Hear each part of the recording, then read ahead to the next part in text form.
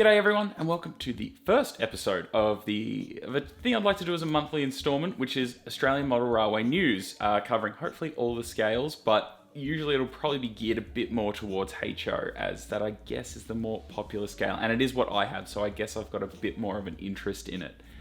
In these episodes, I'll try to cover all the new announcements from Australian model railway manufacturers, and I figure this is a good way to have all that kind of information in one place rather than spread across multiple, say, social media accounts or a bi-monthly publication. Now, if this does sound like a good idea to you, please leave me some feedback in the comments below. And of course, be sure to be subscribed and have notifications turned on so you know when I've got a video coming out. Also, a bit of a disclaimer, this is obviously my first type of these videos, so if I have missed something, well, that's probably inevitable. But yeah, if this gets a good reception, I guess I'll put more and more effort into it and seek out more information so I can, bring that all to you. So, without further ado, let's get into model railway news, well, Australian model railway news for March 2021.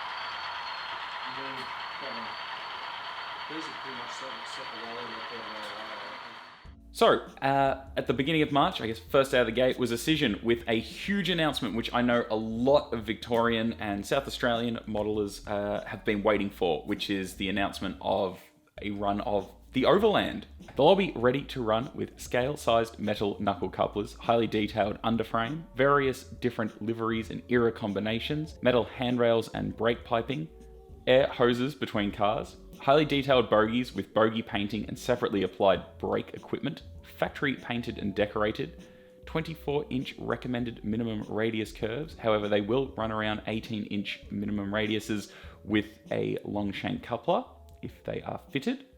They will operate on 70, 83 and code 100 rails. They will be ABS plastics, one-piece body and roof.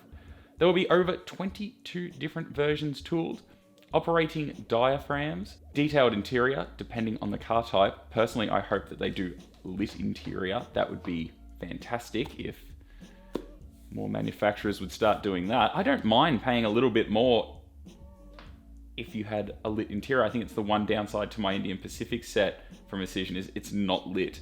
Aquacolor glass effects on all car windows, operating LED red tail lights on some cars, blind detail simulated on some cars, and a power van with speaker enclosures and a 21 DCC socket for easy fitting of sound. A 10-car set will run you $1,300, or a 3-car add-on will cost you $400. The Overland will be featured from its original 1971 maroon and silver up to its modern day, or its current running situation where it's in blue, which personally I don't think is very nice. Personally, I'm going to go for the Overland as it ran 1989 to 1995. Regal red with silver livery with no AM locos and the Overland plate on the side. That kind of fits into my era, which is that where we saw broad gauge, standard gauge, or standard gauge becoming taking over in Victoria. But I think that's for me the peak. It'll also be available in Vinelander in a couple of 2-car packs. There'll be sleeping cars. There'll be club cars from V-Line and Victorian Railways. There'll also be power vans from West Coast Railways, the Explorer and V-Line, and they will cost you about $140 each. These are slated for a 2022 release, and frankly, I'm pretty keen to get my hands on that broad gauge set. As well as probably some Vinelander cars. And yeah, if they're anything like the Indian Pacific set that I've previously bought, I think, or that I know a lot of you bought as well, I think we're in for a real treat and won't be disappointed. I did spot some, I guess, maybe potential Easter eggs in the release, which is that they have Southern Aurora Power cars in the last 2 sets, being the current one. So does that mean we will see a re-release of the Southern Aurora sets? If we do, that's some more money that I can throw at Auscision because it's one I missed out on, and I don't feel like paying the eBay prices that they are currently going for, which is about double what they retailed for when they were available. A couple of the ads do feature Victorian Railways S-classes and South Australian 930 class locomotives. Does that mean that Auscision are going to do a run of those. That'd be pretty cool if they do. I mean, they're already doing the 44, so maybe they will do the 930 as well. That'd be pretty sweet, but I guess that's me just speculating. But I guess, yeah, the overall feeling towards the Overland set coming out is pretty good. I think that's going to be a pretty good set. And yeah, I'll definitely be getting one.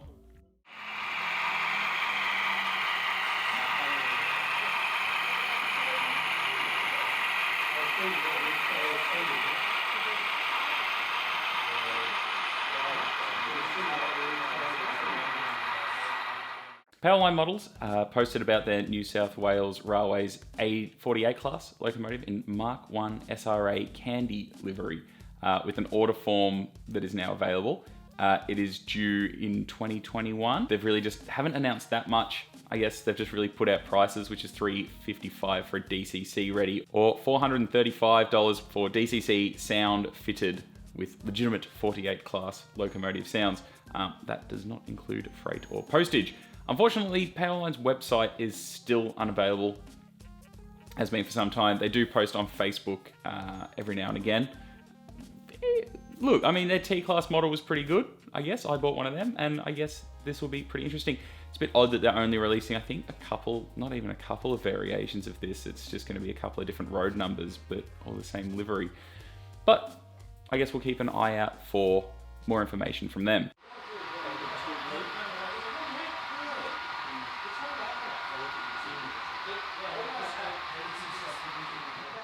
Although not an Australian manufacturer, Athearn have announced that they'll be doing pre-orders for the Dash 9 44CW for March 2022 release. These are the Fortescue Metals Group's 6-axle locomotives.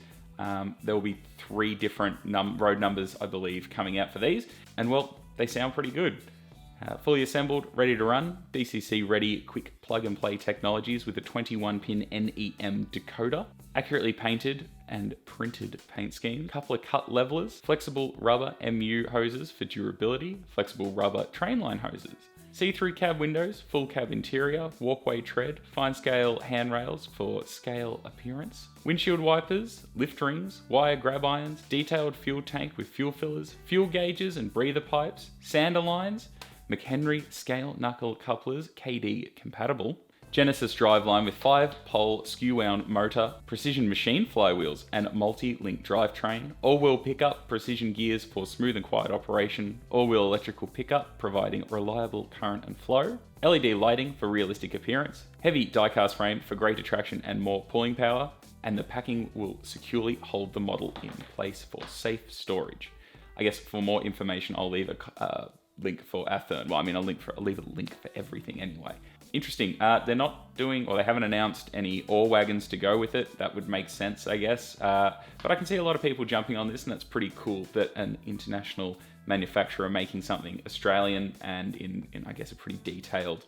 But I also realize these locomotives are coming out in a lot of other liveries, so if you are an American modeler, perhaps there is some things interesting there for you. And I think those locomotives were exported to more than just Australia, and obviously the States and Canada. I believe some have gone to South America and other places in the world, but I'm no expert, so I'm not too sure.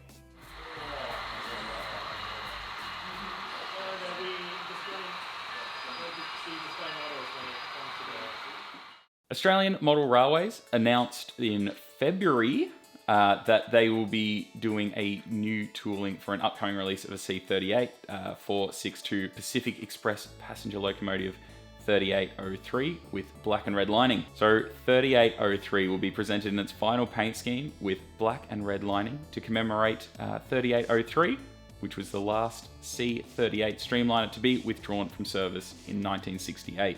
The model will feature a detailed cabin, including floating foot plate, separately applied detailed body parts, accurately reproduced motion mechanisms, realistic mechanical mechanisms, authentic knuckle-style couplers, dual position drawbar for close tender coupling, DCC ready.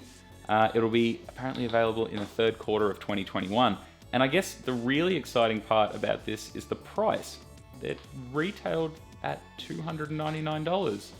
That's extremely cheap, especially for a ready-to-run steam locomotive. Now, I know they've already done another 38 class, which I am yet to see. And do not quote me on this, and this is not official or anything. I'm pretty sure it is a Lima retool. which is possibly why it's so cheap. Not sure, but that's great. I mean, that gets people into the hobby, which is, I guess, the more important thing more than anything. I mean, you can certainly shell out quite a bit of money for a steam locomotive from, say, Train Builder, or from one of the other manufacturers. I mean, we've got some J classes and some K classes coming out hopefully this year, and I mean, they're around that $600, $700 price point, which for, I guess, seasoned modelers is not an issue spending that kind of money. You can kind of justify it, but for someone getting into the hobby, $300 for a ready-to-run locomotive, I think that's pretty good value. I know it's not the most accurate of models, and I'm sure apparently the rivets are a bit big, but for some people that doesn't matter. They just want a working steam locomotive, and I think that's fantastic. So pretty keen to see what they have coming out, especially to get people into the hobby. So good job, Australian Model Railways. Australian Railway Models. Very good.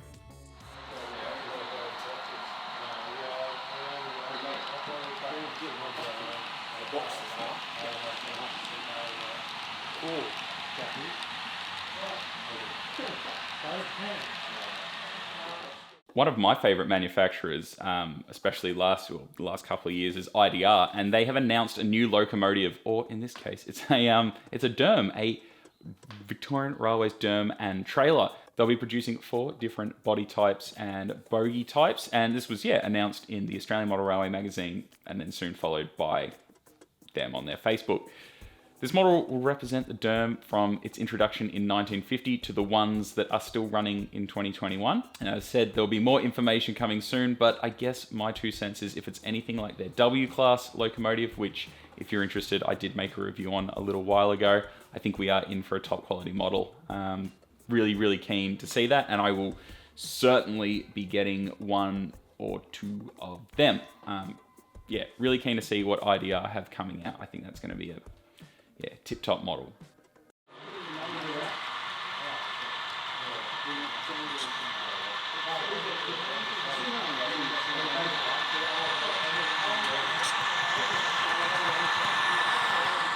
Ixion, the J-Class, have announced that they are releasing the J-Class model, or at least they're a bit closer to it, after a handful of setbacks, especially during last year.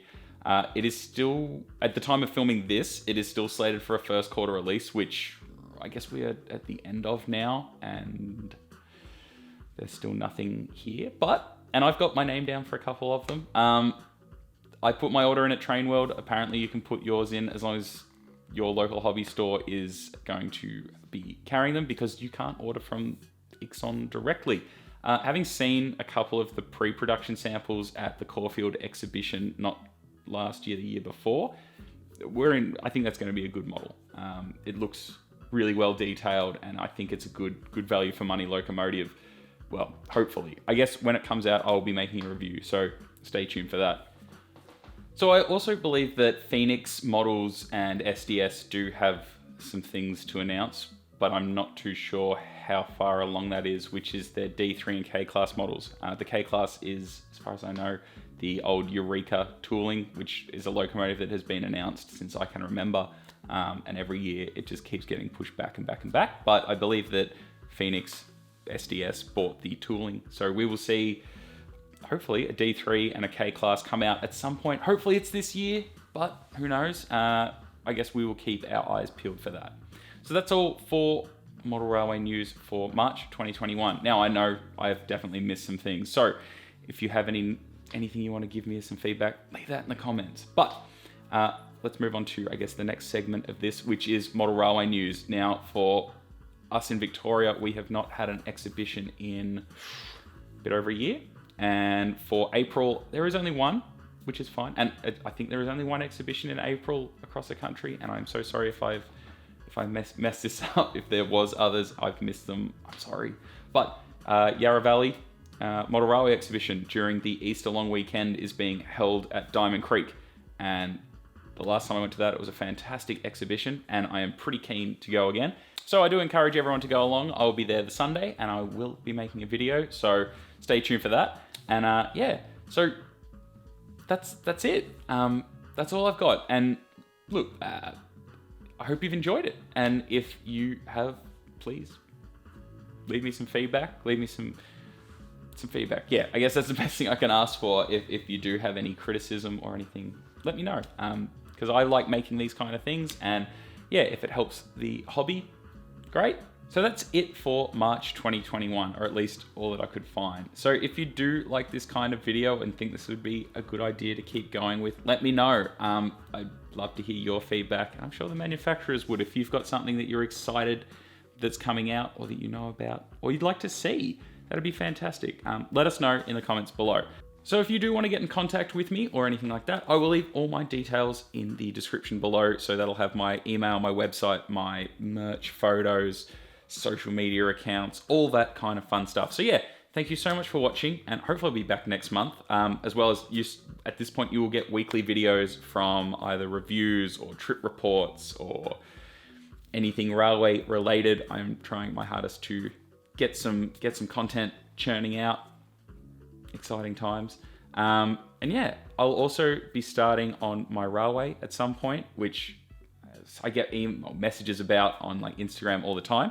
At the moment, it is just some track on a table because I'm working out a track plan, but it is something that I will get into at some point. So I've got a little switching layout behind me so I can make more videos and test things and all that fun stuff. Anyway, thank you so much for watching, and I will see you again next month for Model Railway News.